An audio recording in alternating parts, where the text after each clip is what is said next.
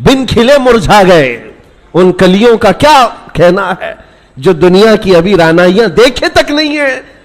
उन बच्चों की शहादतों पर दुनिया आज खामोश तमाशाई है। मेरे अजीजों, कुफ्फार और मुशरिकीन, यूरोप के ये सारे फसादी, अमेरिका जैसे जितने दादागिरी करने वाले लोग हैं, इनका तो मजहब ही है, लेकिन मुसलमानों को कौन सा सांप सूंघ गया जो इन निहत्ते तड़पते बच्चों को देख करके अभी भी मस्त है, अपने ऐश में जी रहे, आज भी अपनी जिंदगियों में कोई फर्क नहीं आता। कभी आपने देखा, आज भी जाओ शादियों में, अपने महलों में बेहिसाब खाना लुटा दिया जाता है, नालियों में फेंका जाता है, फिर ये खाना गिरा हुआ हम देखते हैं और उन बच्चों को एक रोटी के लिए तड़पता हुआ देखते हैं तो दिल पर आरी चलती है, सेना कलेजा मुंह को आता है। उम्मत मोहम्मदिया आज ऐसे कैसे हो गई, किस डगर पर चल पड़ी। एक मोमिन को अगर तकलीफ हो तो पूरे मोमिनीन को तड़पना चाहिए, यह ईमान की अलामत है, ईमान की अलामत है। नबी करीम सल्लल्लाहु अलैहि वसल्लम ने फरमाया, मसलु मुमिनिन कमसलि जसदिन इज़ा इश्तका अदुन तुदअ लहु साइरुल जसद बिस्सहरि वल उम्मा। तमाम मोमिनीन एक जिस्म की तरह है, एक अज़ू को तकलीफ हो तो पूरा जिस्म तकलीफ में बीमार हो जाता है, बुखार ज़दा हो जाता है। आज न उनकी अय्याशियों पर कुछ फर्क आया, दुबई वाले, सऊदी वाले, बहरीन वाले, कतर वाले, इन सब की अय्याशियों पर कोई फर्क नहीं पड़ा। ये अल्लाह के अजाब के आने की अलामात भी हैं। मेरे अजीजों, अंदाजा करो, जब किसी का घर जल रहा है पड़ोस में तो ये सोचकर खामोश नहीं बैठना मैं महफूज हूं, उसकी एक चिंगारी तुम्हारे घर को जलाने के लिए काफी है। वो चिंगारी जब उड़कर आए कि हमारे घर, हमारा सारा आशियाना खाकस्तर करेगी। आज मैं इसलिए अर्ज कर रहा हूं, एहसास अगर नहीं है तो मोमिन भी नहीं है। एहसास, आप ये सोचते होंगे हम फिलिस्तीन के बारे में, गजा के उन निहत्ते बच्चों के बारे में तकरीर करते हैं, बयान करते हैं, हम यहां बैठ करके क्या कर सकते हैं। हर एक के जहन में यही बात आती है, हम न जा सकते हैं न चल सकते हैं। अरे मदद भेजने वालों की मदद तक नहीं जाती, हम यहां क्या करें। एक दौलत है, एक दौलत है, वही हसास जिसको कहते हैं।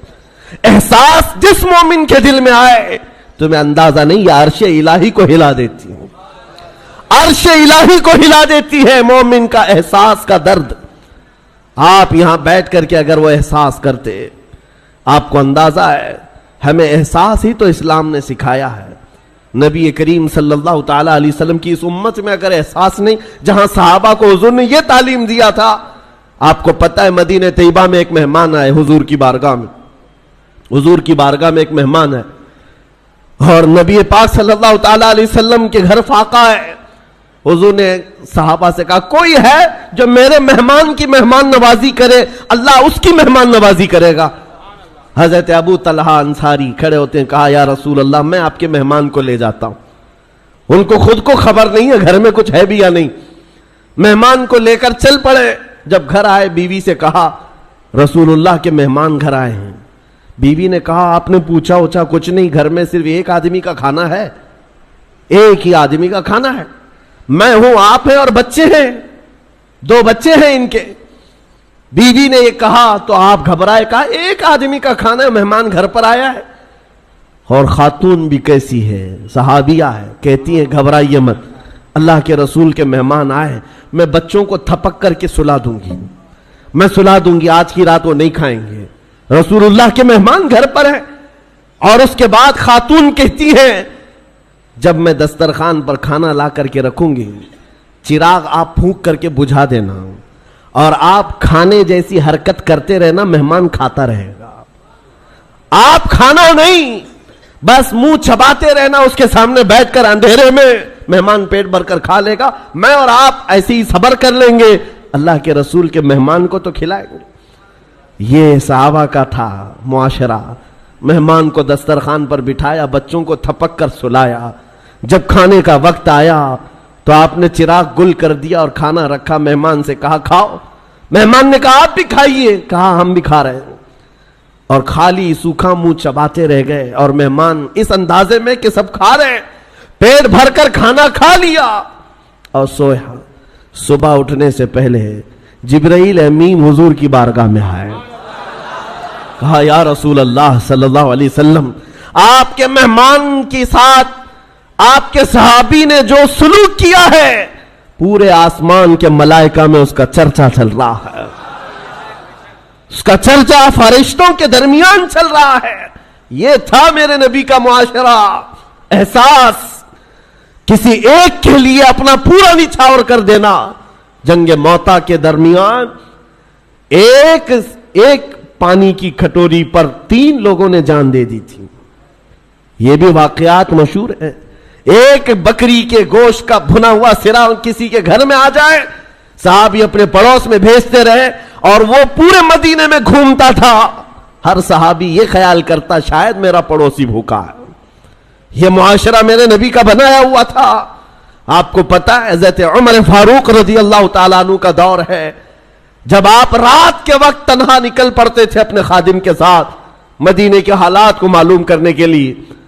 اپنے ایک خادم کے ساتھ کہیں سے گزر رہے تھے، ایک گھر سے کراہنے کی آواز آئی، ایک عورت کے رونے کی آواز آئی، رک گئے، اور آپ کے چہرے پر نقاب پڑا رہتا تھا، امامہ شریف اور نقاب جس طرح سے عربوں کا رواج ہوتا۔ اس گھر کے باہر کھڑے رہے، کھٹکھٹایا تو ایک شوہر، اس کا شوہر باہر آیا، پوچھا کیا بات ہے؟ مرد نے کہا میری بیوی کے ولادت کا وقت قریب آ گیا ہے، حاملہ تھی، بچہ پیدا ہونے کا وقت قریب آ گیا ہے، اور وہ درد ذہ سے تڑپ رہی ہے، لیکن دیکھنے کے لیے عورت کوئی نہیں ہے، کوئی عورت قریب میں نہیں ہے۔ خلیفۃ المسلمین ہے وقت کا، جس کے نام سے قیصر و کسریٰ کانپتے ہیں، دوڑ کر اپنے گھر گئے، اپنی بیوی اور اپنی بہو کو بھیجا، جاؤ فلاں گھر میں ایک بچی کی ولادت، ایک عورت درد ذہ میں ہے، بچے کی ولادت ہونے والی ہے۔ رات بھر امیر المومنین اپنی عورت اور اپنی بہو کو اس گھر پر بھیجتے ہیں، اور خود آ کر کے باہر انتظار کرتے بیٹھے ہوئے، اس کے شوہر کے ساتھ باتیں کر رہے ہیں اور گھر سے کچھ کھانا پکا کر لا رہے ہیں، اور وہ مزے سے کھاتا رہا ہے۔ نہ اس شوہر کو معلوم ہے، نہ اس کی بیوی کو معلوم ہے کہ ان کے گھر کی یہ عیادت کرنے والا وقت کا خلیفہ ہے، کسی کو نہیں معلوم۔ صبح بچے کی ولادت ہو گئی، اور اس کے بعد حضرت عمر ایسی خوشیاں بانٹ رہے ہیں جیسے لگتا ہے ان کے گھر میں بچے کی ولادت ہوئی۔ اور جب آپ نے مبارکبادیاں دی اور گھر واپس چلے گئے تو بعد میں محلے والوں نے کہا رات بھر تیرے گھر میں جو عورتیں تیمارداری کر رہی تھی وہ کوئی اور نہیں، امیر المومنین کی بیوی تھی، امیر المومنین کی بہو تھی۔ یہ احساس تھا، ایک عورت کے درد کی آواز آئے تو خلیفہ بے چین ہو جاتا۔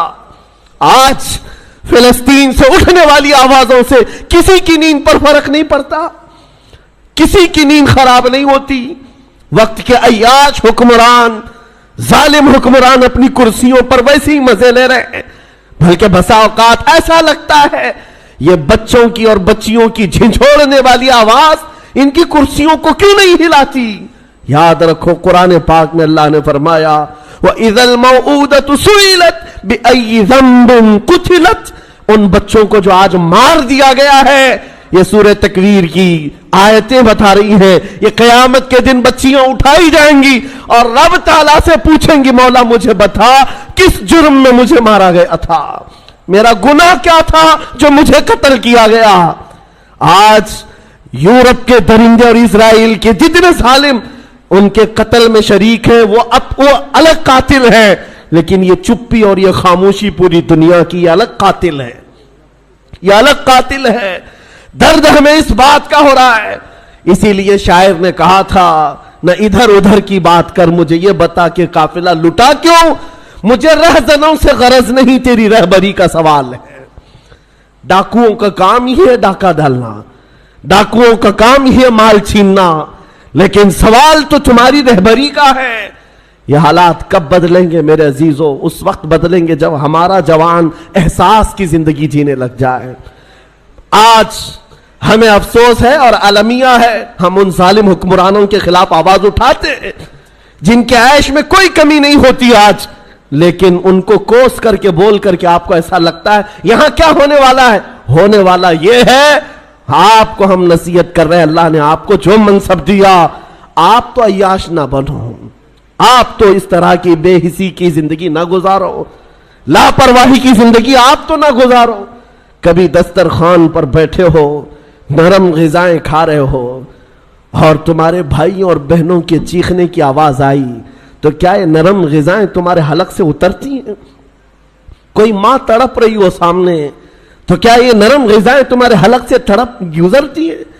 جب کھانا حلق سے نہیں جاتا تو میں ان نوجوانوں سے پوچھتا ہوں، آج بھی رات بھر نکڑ پر بیٹھ کر کے تم جو عیاشیاں کر رہے ہو، تمہاری پوری رات جو گیم میں گزر جاتی ہے، انٹرنیٹ پہ گزر جاتی ہے، تمہیں اس درد کا احساس کب ہوگا؟ آشیانہ لٹتا چلا گیا اور اب بھی اگر احساس نہیں آیا تو کب آئے گا؟ شاعر نے کہا تھا، جگہ جگہ کے تھک چکے ہیں تمہیں یہ ہنگامے، نشاط لذت خواب گراں بدل ڈالو. غلط روی سے منازل کا بودھ بڑھتا ہے، مسافروں روش کارواں بدل ڈالو. یہ جس طرح کی زندگی گزارنے کے ہم نے اسلوب بنائے ہیں، آج کیا یہ المیہ نہیں ہے؟ کروڑوں کی تعداد ہونے کے بعد ہر ایرا غیرہ نتو کھیرا آنکھ دکھاتا ہے، ہر کتا ہم پر بھونکنے لگتا ہے. وجہ صرف یہی ہے کہ ایمان کی کمزوری ہے، ایمان کی کمزوری ہے. نبی پاک صلی اللہ تعالی علیہ وسلم سے بڑھ کر کے تمہارے پاس دروازہ کون سا تھا جہاں اگلوں نے بھی عزت پائی، پچھلوں نے بھی عزت پائی؟ ساری عزت کا دار و مدار میرے مصطفیٰ کے قدم تھے. اور آج کل ملا کر کے میں اپنی گفتگو کو آخری درجے پر لاتا ہوں یہ کہتے ہوئے، سب سے بڑا حساس اس دنیا میں کوئی تھا جو درد کا احساس کرتا تھا تو وہ آمنہ کا لال، مدینے کا تاجدار، جس کے بارے میں میرے امام نے کہا تھا، جو نہ بھولا ہم غریبوں کو رضا، یاد اس کی اپنی عادت کیجیے. حضور پاک صلی اللہ تعالی علیہ وسلم پر آج کیا گزرتی ہوگی؟ تمہیں اندازہ ہے اس بات کا؟ حضور اکرم صلی اللہ علیہ وسلم نے فرمایا، اگر تمہارے تلووں میں کانٹا بھی چبھ جائے تو اس کا درد مجھے بھی ہوتا ہے. یہ امتیوں کے بارے میں حضور کا فرمان ہے. اور جہاں اس نبی کے ان امتیوں کو جو ہمیشہ بیت المقدس کی حفاظت کے لیے اپنی جان وقف کر چکے، جب کاٹا جا رہا ہو، مارا جا رہا ہو، ٹکڑوں میں بدل دیا جا رہا ہو، نبی پاک صلی اللہ تعالی علیہ وسلم پر کیا گزرتی ہوگی؟ آپ یہ سوچتے ہوں گے مدد کیوں نہیں آتی؟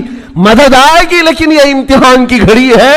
پوری دنیا کو دیکھا جا رہا ہے اس میں کتنے پیوریٹی والے ہیں، اخلاص والے کتنے ہیں اور کتنے صرف تماشا دیکھنے والے ہیں، یہ بھی دیکھا جائے گا. کربلا کا میدان جس طرح امتحان کی گھڑی تھا، اسی طرح آج کا دور بھی امتحان کا وقت ہے. یہ سارے مومنین کو دیکھا جا رہا ہے. ہونا تو یہ چاہیے جب ہمارے گھر سے جنازہ نکلتا ہے تو غم اتنا ہوتا ہے کہ بندہ توبہ کر لے، مولا میرے بھی جانے کا وقت قریب آ جائے گا. جب موت دیکھتا ہے انسان گھبراتا ہے، ڈرتا ہے اور توبہ کر کے باز آتا ہے. اور آج اتنے بڑے بڑے حادثے دیکھ کر کے اگر کوئی نہیں سدھرتا تو پھر اس کے سدھرنے کی امید بھی نظر نہیں آتی. اس لیے میرے عزیزوں، نبی پاک صلی اللہ تعالی علیہ وسلم کا جو احساس ہے وہ حضور یہی فرماتے ہیں. حضور نے فرمایا، حدیث پاک ہے، من اصبح منا من لم یہتم بامرنا فلیس منا. جو اس حال میں صبح کیا کہ میری امت کے بارے میں کچھ سوچا نہیں، وہ میری امت میں سے نہیں ہے. کتنے ہیں ہم میں سے جو صبح کرتے ہیں اور رسول اللہ کی امت کے بارے میں کہتے ہیں؟ آپ کو پتا ہے نبی پاک صلی اللہ تعالی علیہ وسلم نے یہ بھی فرمایا، جس نے میری امت کی مغفرت کی دعا کر دی میری شفاعت اس پر واجب ہے. حضور کی امت کے لیے صرف دعا بھی کرتا ہے تو حضور فرماتے میری شفاعت ہے اس پر. تو آج یہ احساس پیدا کرو، درد پیدا کرو ایک دوسرے کا، اور ان مومنین کے لیے باضابطہ رب تعالیٰ کی بارگاہ میں گڑ گڑاؤ. دعا مومن کا ایک ہتھیار ہے. جب احساس کے دل کے ساتھ اللہ کی بارگاہ میں پکارا جاتا ہے تو عرش الہی بھی ہل جاتا ہے اور دعائیں باریاب ہوتی ہیں اور مدد ضرور آئے گی. عزیزان گرام وقار، نبی کریم صلی اللہ تعالی علیہ وسلم کے اس دربار سے ہماری دوری یا آج ہمارے درمیان انتشار پیدا کی ہوئی ہے. ہم جو بھٹکے ہوئے ہیں، بگڑے ہوئے ہیں، جگہ جگہ الگ الگ جماعتوں میں، ٹکڑوں میں تبدیل ہیں، ایک ہی وجہ ہے, جس رسی کو ہمیشہ پکڑنے کے لیے کہا گیا تھا وہ رسی ہاتھ سے چھوٹتی ہے تو پھر نہ تمہارا نگہبان تمہیں نظر آتا ہے, نہ تمہاری جماعت کا تمہارا کوئی شناخت تمہاری باقی رہ جاتی ہے. اس لیے جس رسی کو پکڑنے کے لیے کہا گیا ہے وہ رسی کوئی اور نہیں, وہ رسول اللہ کی ناموس کی, ان کی عزت کی, ان کی سنتوں کی رسی ہے. آ جاؤ اے نوجوانوں, عزت وہی پر ہے. قرآن کہتا ہے وَلِلَّهِ الْعِزَّةُ وَلِرَسُولِهِ وَلِلْمُؤْمِنِينَ, عزت تو اللہ کے لیے ہے, عزت تو رسول کے لیے ہے, اور عزت ایمان والوں کے لیے ہے. اور نبی پاک صلی اللہ علیہ وسلم کو چھوڑ کر کے اگر تم عزت ڈھونڈتے ہو ہرگز ممکن نہیں. آبرو ماں زنام مصطفیٰ, ہم سب کی عزت و آبرو نبی کے نام سے وابستہ ہے. آج تو آج ہے, یہ سب پکارنا چھوڑ دو دنیا کو. دنیا بہری ہے, گونگی ہے, تمہاری بات نہ ان کے کانوں میں جاتی ہے نہ دلوں پر اترتی ہے.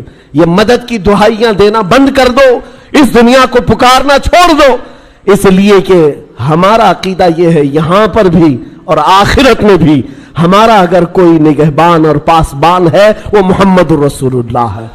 میرے آقا صلی اللہ علیہ وسلم سے ایک صحابی نے پوچھا, یا رسول اللہ حشر کے میدان میں آپ کی کیفیت کیا ہوگی؟ یہ سنو تو دل باغ باغ ہوتا ہے. اے نوجوانوں توجہ سے, حضور فرماتے ہیں میدان محشر میں ایک ہی کیفیت حضور نے بتائی, اور دیگر بہت سارے ہیں, اس میں ایک کیفیت میرے آقا نے جو فرمایا, فرماتے ہیں میدان محشر میں جہاں جم غفیر ہوگا, پورے انسان جمع ہوں گے, حضور فرماتے ہیں میرے کندھے پر چادر پڑی ہوگی, میرے کندھے پر چادر ہوگی, اور وہ کبھی کبھار کھسک کر گر رہی ہوگی. میں ایک ہاتھ سے اپنی چادر سنبھال رہا ہوں گا اور ایک ہاتھ سے اپنے امتیوں کو پکڑ پکڑ کر جنت میں لے جا رہا ہوں گا. جو نہ بھولا ہم غریبوں کو رضا, یاد اس کی اپنی عادت کیجئے. اس بھرے محشر کے میدان میں ہمیں پہچاننے والا کوئی ہے تو وہ رسول اللہ کی ذات ہے. جب تمہیں پتا ہے نبی پاک صلی اللہ تعالی علیہ وسلم وہاں پر بھی ہمیں نہیں چھوڑنا چاہتے. قبر کے حالات کے بارے میں بھی بزرگوں کی روایتیں پڑھو.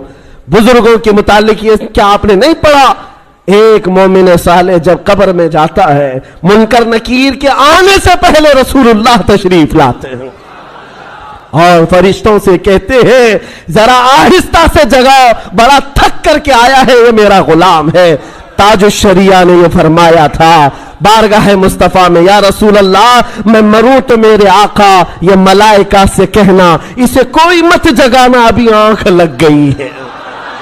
تیرے دامن کرم میں جسے نیند آ گئی ہے, جو فنا نہ ہوگی اسے زندگی ملی ہے. یہ عنصر اس لیے میں بتا رہا ہوں, وہ قبر میں بھی ہمارے پاس آنے والے ہیں اور حشر میں بھی آنے والے ہیں. اسی لیے اعلیٰ حضرت کی سنو, اعلیٰ حضرت نے کیا فرمایا, آج لے ان کی پناہ, آج مدد مانگ ان سے, کل نہ مانیں گے قیامت میں اگر مان گیا. انہیں جانا انہیں مانا, نہ رکھا غیر سے کام, للہ الحمد میں دنیا سے مسلمان گیا.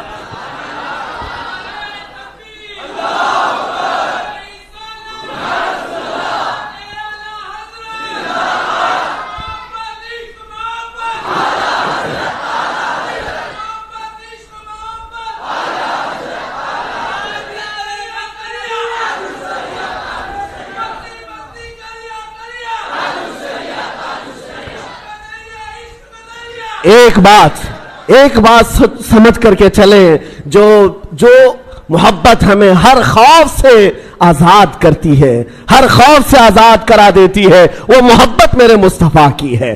آج ہم وہی لے کر کے چلتے ہیں, آگے چلے پیچھے چلے, ادھر جائیں ادھر جائیں, ہزاروں کے مجمع میں ہم بھی چلتے ہیں تنہا, کفار و مشرکین کے نرغے میں بھی ہو, خوف اس بات کا نہیں آتا کہ یہ ادھر سے گردن ماریں گے ادھر سے ماریں گے, اس بات کا ڈر نہیں ہے, اس لیے کہ نبی پاک کا دامن ساتھ میں ہے. جس جگہ بھی زندگی کی شام ہو جائے, ارے ہم تو کفن ساتھ لے کر چلتے ہیں. ہمارا تو عہد یہ ہے زندگی تو یوں بھی کسی دن ختم ہونا ہی ہے, آج یا کل کسی بستر پر پاؤں رگڑ کر مرنے سے تو اچھا ہے نبی کا نام لے کر کے دنیا سے چلے جائے.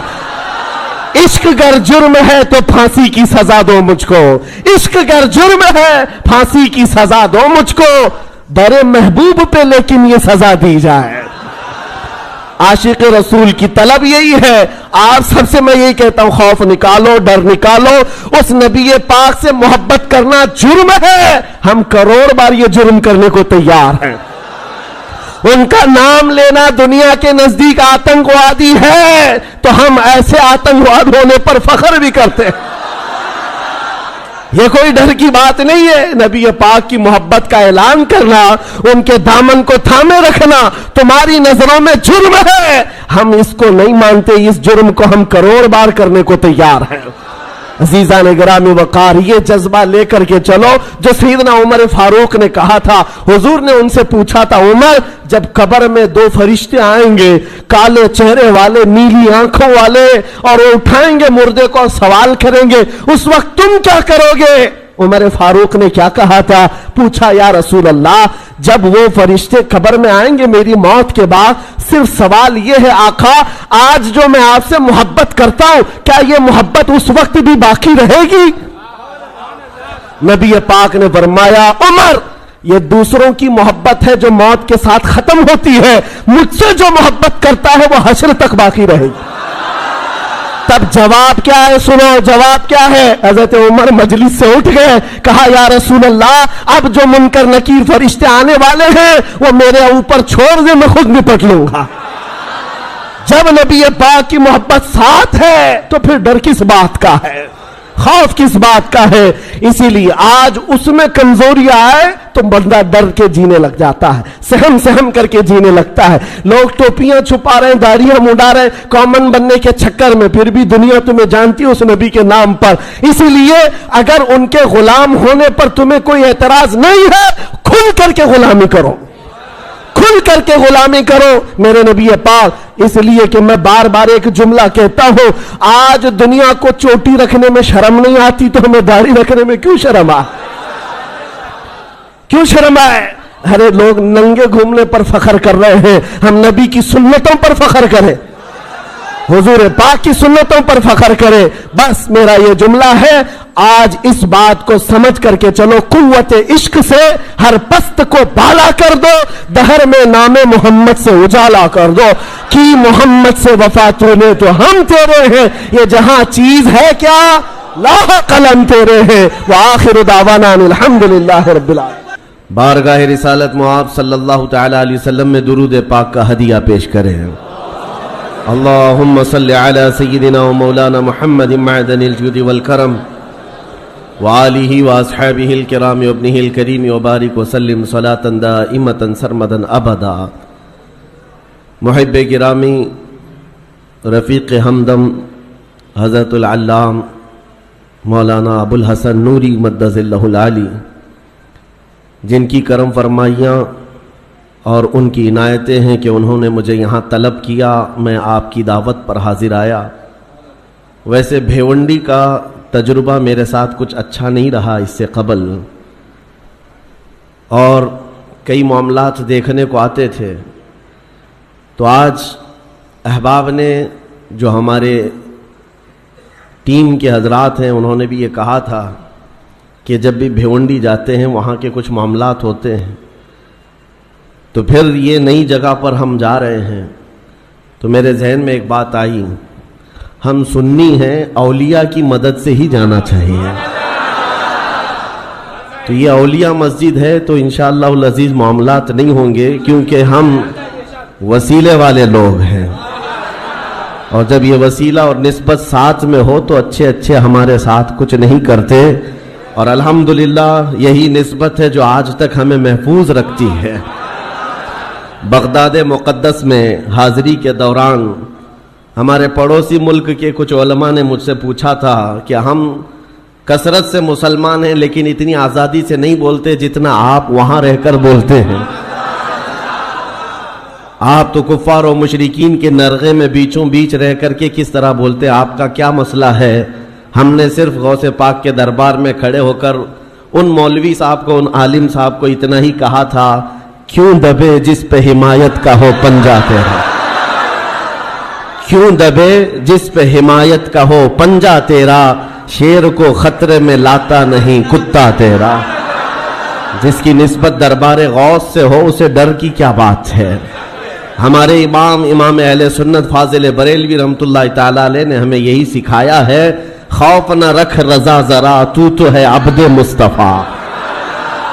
جو عبد مصطفیٰ ہوتا ہے اسے ڈرنے کی ضرورت نہیں ہے۔ خوف نہ رکھ رضا ذرا، تو ہے عبد مصطفیٰ، تیرے لیے امان ہے، تیرے لیے امان ہے۔ بس معاملات ایسے انسانی فطرت کا تقاضا ہے کہ انسان عادت کے طور پر ایسا دیکھا گیا ہے کہ کوئی جھوٹ بات 100 مرتبہ اس کو بولی جائے تو وہ سچ سمجھنے لگ جاتا ہے، اور اس تھیوری پر آج پوری دنیا عمل کرتی ہے۔ پوری دنیا کسی چیز کو ٹارگٹ کر کے بار بار بولتی ہے تاکہ لوگوں کے ذہنوں میں ایک بات بیٹھ جائے۔ اگر پانی کی بوتل کو بھی کوئی 100 مرتبہ شراب شراب شراب کہتا رہ جائے تو اچھے خاصے لوگ بھی پانی کی بوتل کو شراب سمجھنے لگ جاتے ہیں۔ حقیقت ایسا نہیں ہے۔ اسی لیے میرے عزیزو، آج کے اس دور میں اپنے نوجوانوں سے اور سب سے یہی کہتا ہوں، یہ پھیلائے ہوئے پروپیگنڈے کی طرف نہیں جانا، اور نہ ہی دنیا کیا کہتی ہے اس کی طرف توجہ کرنا۔ صرف اور صرف ذہن میں ایک بات یاد رہے، اللہ اور اس کے رسول راضی ہیں تو پوری دنیا روٹتی ہے تو روٹے، اس سے ہمیں کوئی فرق نہیں پڑتا۔ اللہ اور اس کے رسول اگر راضی ہیں، کیونکہ حساب و کتاب بھی اللہ کے پاس ہونا ہے، سزا اور جزا بھی اللہ ہی کے ہاں ہونا ہے، تو دنیا کو راضی کرتے کرتے کئی لوگوں کو ہم نے دیکھا وہ کتے بن گئے بیچارے ہیں۔ دنیا داروں کو راضی کرتے کرتے اپنی حیثیت بدل ڈالی، مومن تھے تو کافر بن گئے، سیکولر بننے کے چکر میں، لوگوں کو راضی رکھنے کے چکر میں اپنی شناخت تک کھو دیے، لیکن اس کے باوجود ان سے دنیا راضی نہیں ہو سکی۔ موت تک دنیا نہیں راضی ہوتی ہے۔ ایک مشن لے کر کے چلو میرے عزیزو۔ میں نے بہت سارے لوگوں کو زندگی میں دیکھا ہے، سیکولر بننے کے چکر میں اس پارٹی والے کو بھی راضی رکھنا ہے، اس کو بھی راضی رکھنا ہے، اور اپنی قوم کو بھی راضی رکھنا ہے، اور وہ سب کو راضی رکھنے کے چکر میں ایسا کتا بن جاتا ہے، دھوبی کا کتا، نہ گھر کا نہ گھاٹ کا، ادھر کا بھی نہیں رہا ادھر کا بھی نہیں رہا، سب کو مناتے مناتے رہ گیا۔ میں یہ نہیں کہہ رہا کسی کو منانا نہیں چاہیے، لیکن دنیا کو راضی کرتے کرتے اپنی آئیڈینٹی اور اپنا ضمیر بیچ دینا اور اپنا دین اور ایمان کھو دینا، یہ کہاں کا انصاف ہے؟ اور سب کرنے کے باوجود بھی دنیا راضی نہیں ہوتی تو کرنا کیا چاہیے؟ بس بات اتنی ہے، اس دنیا کو اوپر سے لے کر نیچے تک کرنے سے بھی راضی نہیں ہوئی، لیکن میرا مولا صرف ایک سجدے سے راضی ہوتا ہے۔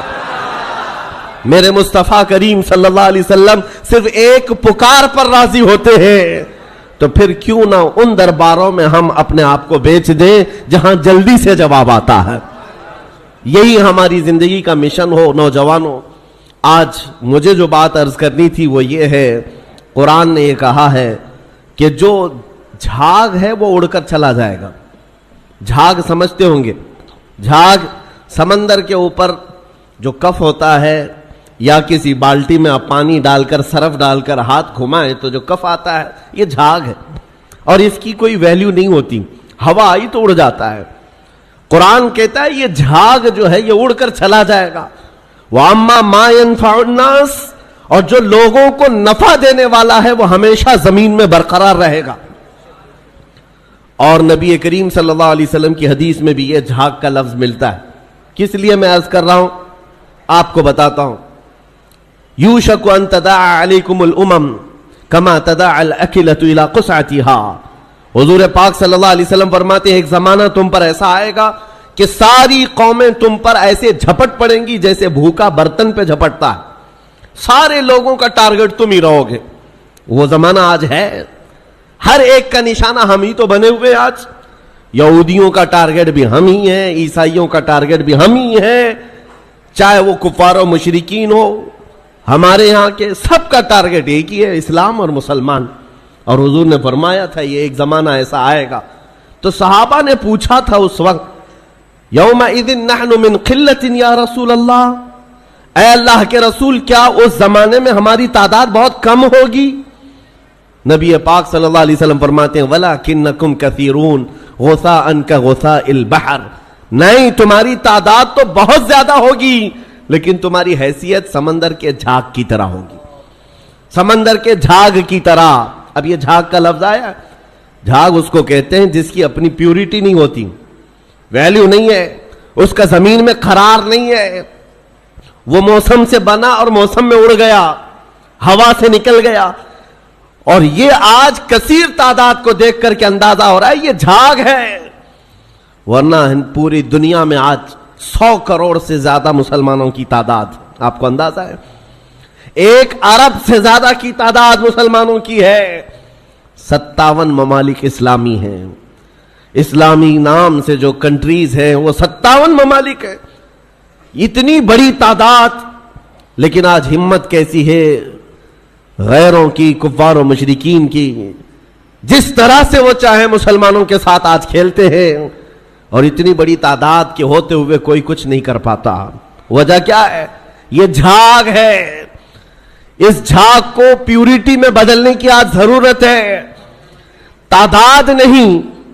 اسی لیے میں ایک جملہ اکثر کہا کرتا ہوں, اسلام میں کوانٹیٹی نہیں کوالٹی دیکھی جاتی ہے. اسی کوالٹی کا نام اخلاص ہے, اسی کوالٹی کا نام پیورٹی ہے. جو اصل چیز ہے وہ ختم ہونے آ گئی. آپ کو اندازہ ہے ایک وہ دور ہے جب رسول کریم صلی اللہ تعالی علیہ وسلم کے ساتھ صرف 1200 صحابہ ہیں, اور آپ کا ایک قاصد, حضور پاک کے ایک سفیر جو تبوک کے مقام پر جا رہے تھے. جو جنگ تبوک لڑی گئی ہے اس کی وجہ میں بتا رہا ہوں. نبی پاک صلی اللہ علیہ وسلم کے سفیر اردن, جو آج کا جارڈن کہلاتا ہے, اس جگہ کی طرف رواں تھے. بیچ راستے میں ایک عیسائی گورنر نے پکڑ کر کے حضور کے اس صحابی کے ساتھ بدتمیزی کی اور ان کو دردناک انداز میں قتل کر دیا, بے دردی کے ساتھ شہید کر دیا. ایک سفیر, ایک صحابی کا قتل ہوا. خبر پہنچی مدینہ طیبہ میں, تو کیا اس کو عام طور پر لے لیا جائے گا؟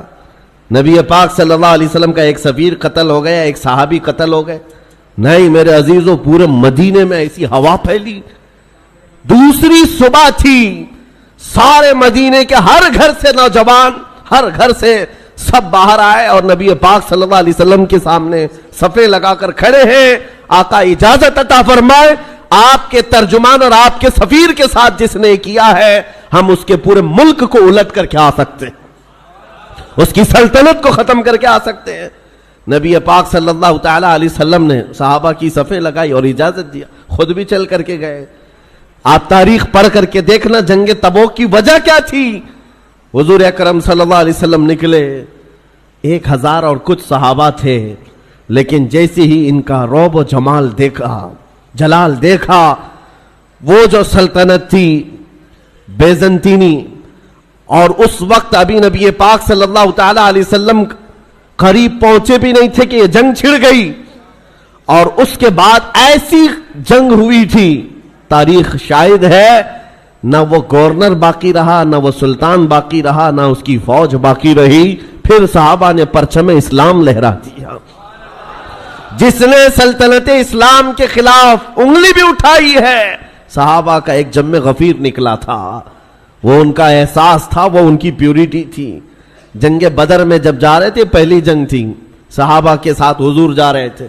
پتہ ہے مدینہ طیبہ سے بدر کا میدان 160 کلومیٹر ہے, تقریباً 160-180 کلومیٹر کے قریب.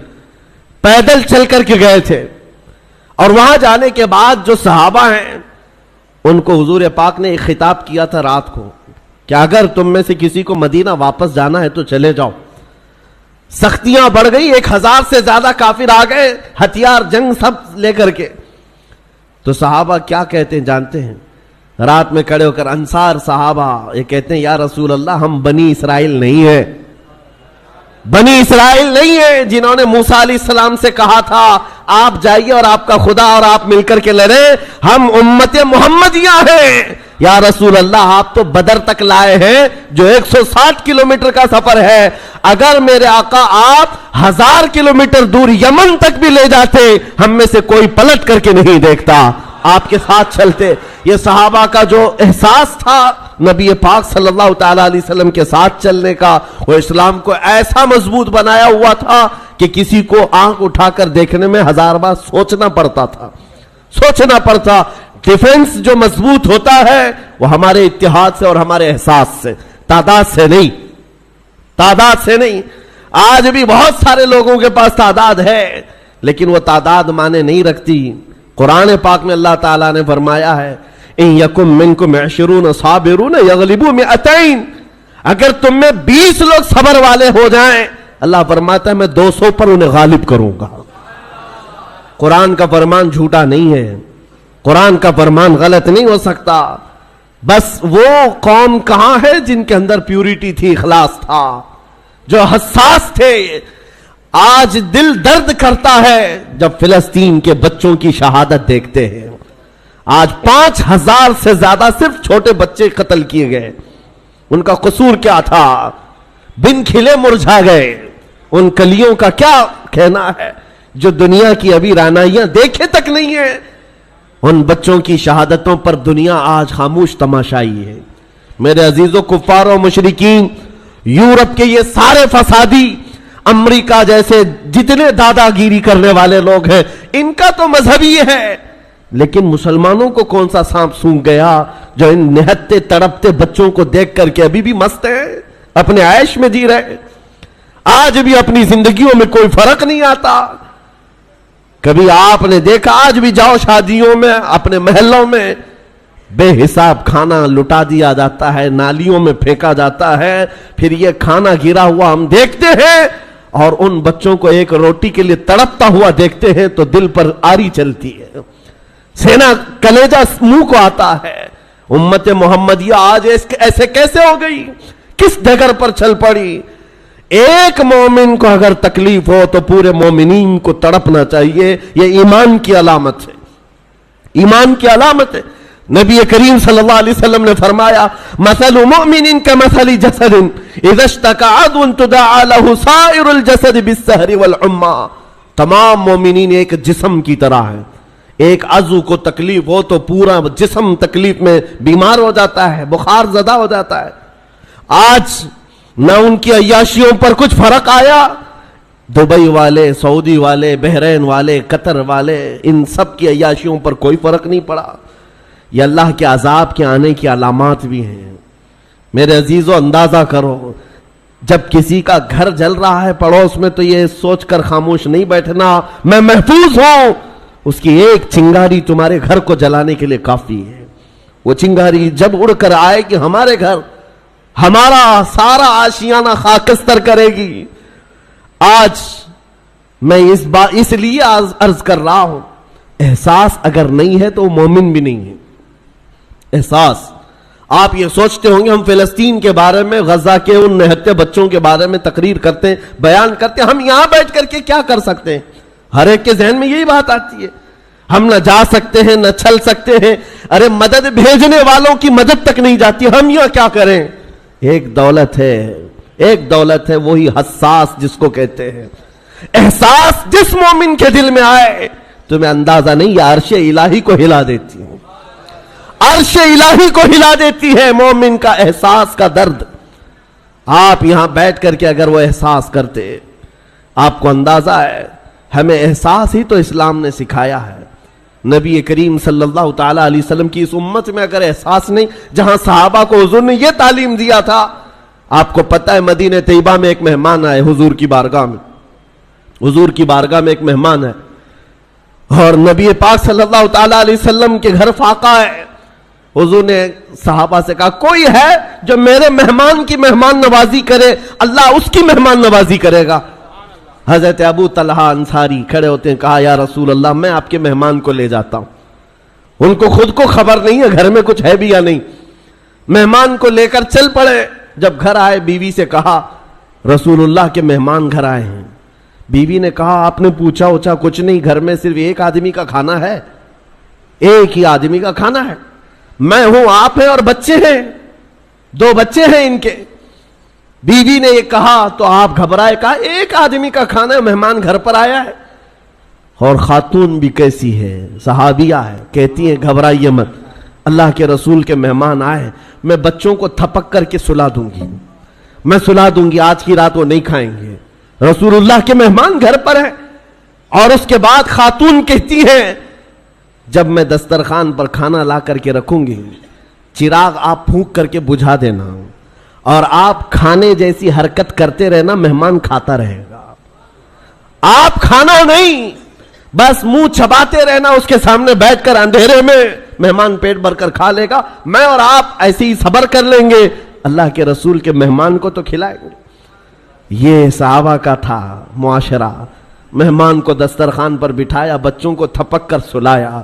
جب کھانے کا وقت آیا تو آپ نے چراغ گل کر دیا اور کھانا رکھا. مہمان سے کہا کھاؤ. مہمان نے کہا آپ بھی کھائیے. کہا ہم بھی کھا رہے ہیں. اور خالی سوکھا منہ چباتے رہ گئے. اور مہمان اس اندازے میں کہ سب کھا رہے ہیں، پیٹ بھر کر کھانا کھا لیا اور سویا. صبح اٹھنے سے پہلے جبرائیل امین حضور کی بارگاہ میں آئے. کہا یا رسول اللہ صلی اللہ علیہ وسلم، آپ کے مہمان کے ساتھ آپ کے صحابی نے جو سلوک کیا ہے، پورے آسمان کے ملائکہ میں اس کا چرچا چل رہا ہے. اس کا چرچا فرشتوں کے درمیان چل رہا ہے. یہ تھا میرے نبی کا معاشرہ. احساس، کسی ایک کے لیے اپنا پورا نچھاور کر دینا. جنگ موتا کے درمیان ایک پانی کی کھٹوری پر 3 لوگوں نے جان دے دی تھی. یہ بھی واقعات مشہور ہیں. ایک بکری کے گوشت کا بھنا ہوا سرا کسی کے گھر میں آ جائے، صحابی اپنے پڑوس میں بھیجتے رہے اور وہ پورے مدینے میں گھومتا تھا. ہر صحابی یہ خیال کرتا شاید میرا پڑوسی بھوکا ہے. یہ معاشرہ میرے نبی کا بنایا ہوا تھا. آپ کو پتا ہے حضرت عمر فاروق رضی اللہ تعالیٰ عنہ کا دور ہے، جب آپ رات کے وقت تنہا نکل پڑتے تھے اپنے خادم کے ساتھ مدینے کے حالات کو معلوم کرنے کے لیے. اپنے ایک خادم کے ساتھ کہیں سے گزر رہے تھے، ایک گھر سے کراہنے کی آواز آئی، ایک عورت کے رونے کی آواز آئی. رک گئے اور آپ کے چہرے پر نقاب پڑا رہتا تھا، امامہ شریف اور نقاب جس طرح سے عربوں کا رواج ہوتا. اس گھر کے باہر کھڑے رہے. کھٹکھٹایا تو ایک شوہر، اس کا شوہر باہر آیا. پوچھا کیا بات ہے؟ مرد نے کہا میری بیوی کے ولادت کا وقت قریب آ گیا ہے، حاملہ تھی، بچہ پیدا ہونے کا وقت قریب آ گیا ہے اور وہ درد ذہ سے تڑپ رہی ہے، لیکن دیکھنے کے لیے عورت کوئی نہیں ہے، کوئی عورت قریب میں نہیں ہے. خلیفۃ المسلمین ہے وقت کا، جس کے نام سے قیصر و کسریٰ کانپتے ہیں. دوڑ کر اپنے